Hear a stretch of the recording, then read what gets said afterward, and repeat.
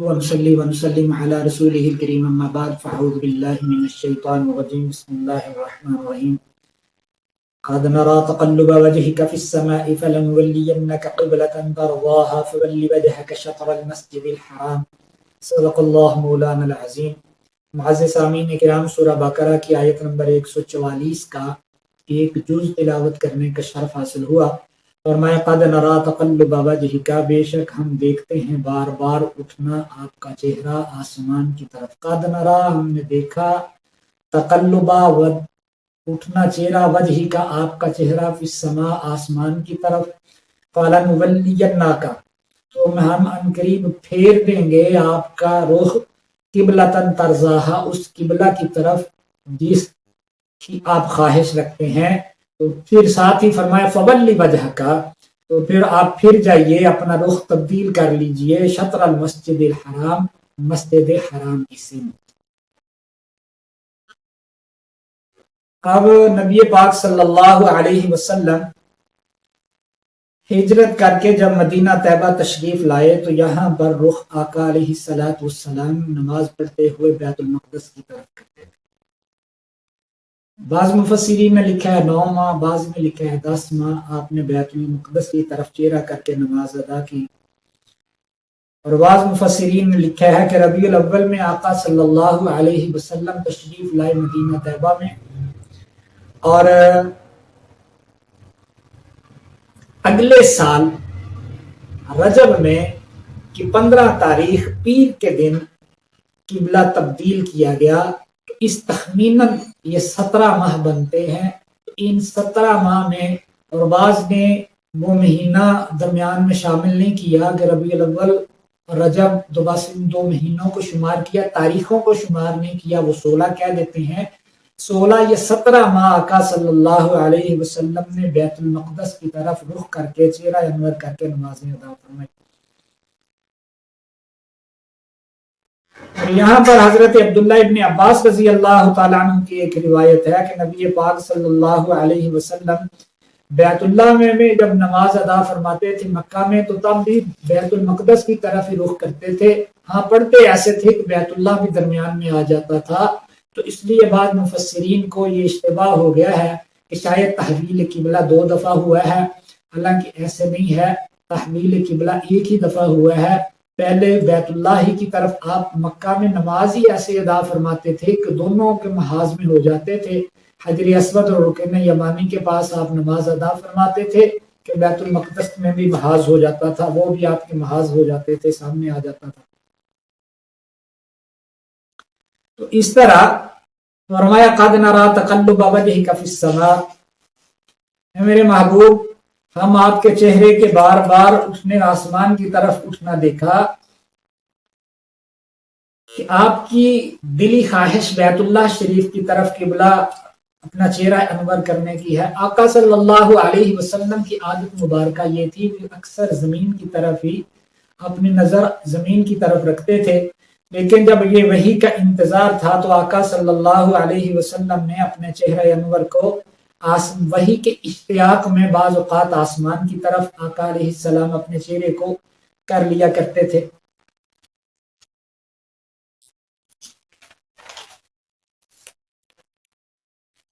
اس آیت کے پہلے جملے میں رسول کریم صلی اللہ علیہ وسلم کے اشتیاق کعبہ کا ذکر ہے۔ اس اشتیاق کی مفسرین نے مختلف وجوہ بیان کی ہیں، اور سب میں کوئی تعارض نہیں ہے، سب وجوہ ہو سکتی ہیں۔ پہلی یہ کہ آقا صلی اللہ علیہ وسلم نزول وحی سے پہلے، بعثت سے پہلے اپنی طبعی فطری تقاضوں کے مطابق ملت ابراہیمی کے تابعدار تھے۔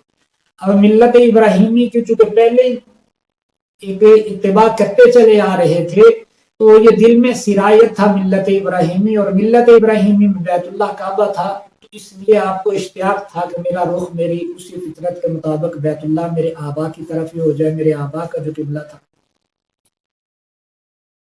دوسری وجہ یہ تھی کہ قبائل عرب چونکہ ملت ابراہیمی کم از کم زبان سے تو اس کو مانتے تھے، اس کے اور وجہ افتخار بھی ان کی یہ قبلہ ہی تھا، تو ان قبلے کے تبدیل ہونے سے ان کی وجہ افتخار بھی ختم ہو رہی تھی اور اس سے یہود کی موافقت بھی ہو رہی تھی. یہود یہ کہہ رہے تھے دیکھو ہمارے قبلہ کی تابع داری کرتا ہے.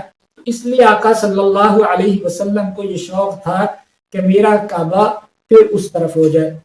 اسی طرح رسول اکرم صلی اللہ علیہ وسلم اللہ کے چونکہ برگزیدہ بندے تھے تو برگزیدہ بندے دعا بھی تب کرتے ہیں جب اللہ اجازت دیتا ہے. تو اللہ نے جب اجازت دی تو تب رسول اللہ صلی اللہ علیہ وسلم نے دعا فرمائی پہلے 16-17 ماہ.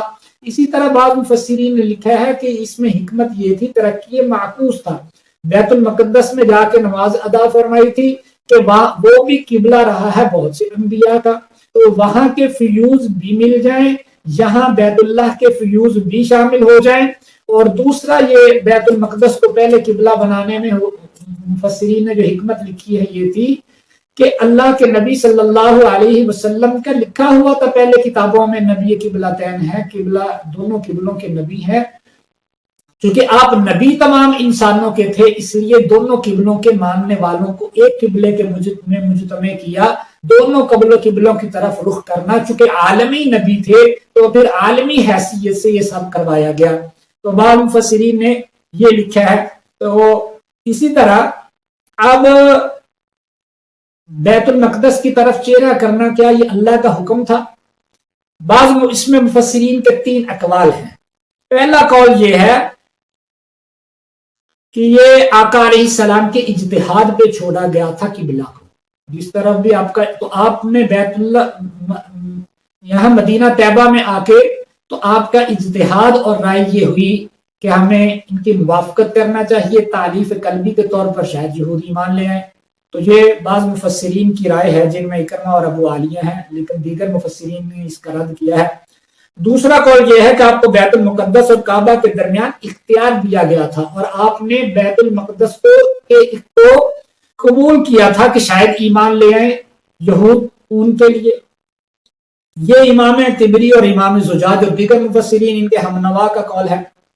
تیسرا قول یہ جمہور کا ہے, یہ صحیح ہے کہ حضرت ابن عباس رضی اللہ تعالیٰ عنہ فرماتے ہیں کہ اللہ تعالیٰ کے امر اور اس کے وحی کے ساتھ بیت المقدس کی طرف منہ کیا تھا اور اللہ کے امر سے بیت اللہ کی طرف رخ کیا ہے.